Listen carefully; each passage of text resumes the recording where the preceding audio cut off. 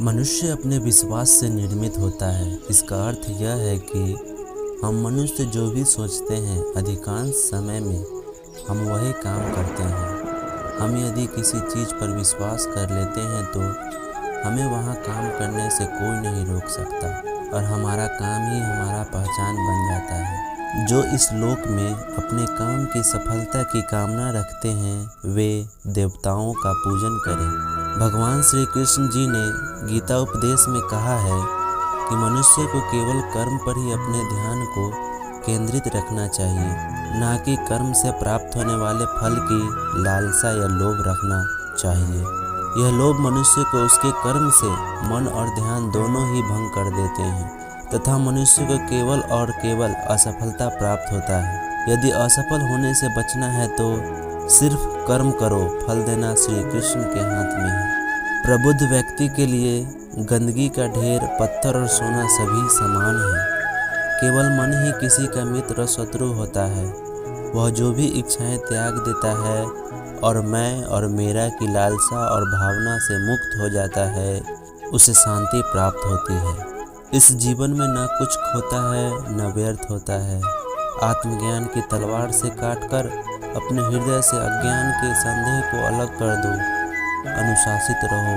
नरक के 3 द्वार हैं, वासना, क्रोध और लालच। इस कथन से यह समझा जा सकता है कि नरक अर्थात हमारे जीवन में आने वाले दुख, दर्द तथा निराश केवल इन 3 नकारात्मक भावनाओं से आता है। पहला, वासना, जो कि हमारे जीवन में पारिवारिक तथा आर्थिक क्षति पहुंचाता है। दूसरा, क्रोध, जो कि हमारे अच्छे बने बनाए कामों को भी बिगाड़ देता है। और तीसरा, लालच, जिसे बुरी बला भी कहा जाता है। सदैव संदेह करने वाले व्यक्ति के लिए प्रसन्नता न इस लोक में है न ही कहीं और।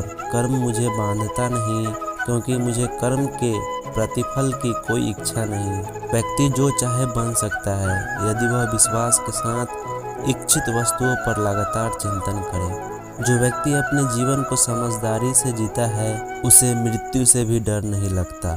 अगर आध्यात्मिक मार्ग पर चलने के लिए आपको कोई साथी नहीं मिलता तो अकेले ही चलिए। दोस्तों, श्री कृष्ण जी कहते हैं, मोह में फंसकर अधर्म का प्रतिकार न करने के कारण ही महाभारत जैसे युद्ध से महान जन धन की हानि हुई। विजय की इच्छा रखने वाले शूरवीर अपने बल और पराक्रम से वैसा विजय प्राप्त नहीं करते जैसा कि सत्य, सज्जनता, धर्म तथा उत्साह से प्राप्त करते हैं। अच्छे कर्म करो, व्यर्थ की बातें में अपना समय नष्ट मत करो और न ही किसी से बेवजह डरो। अनुशासन में जीना, व्यर्थ चिंता न करना और भविष्य के बजाय वर्तमान पर ध्यान केंद्रित करना सीखो।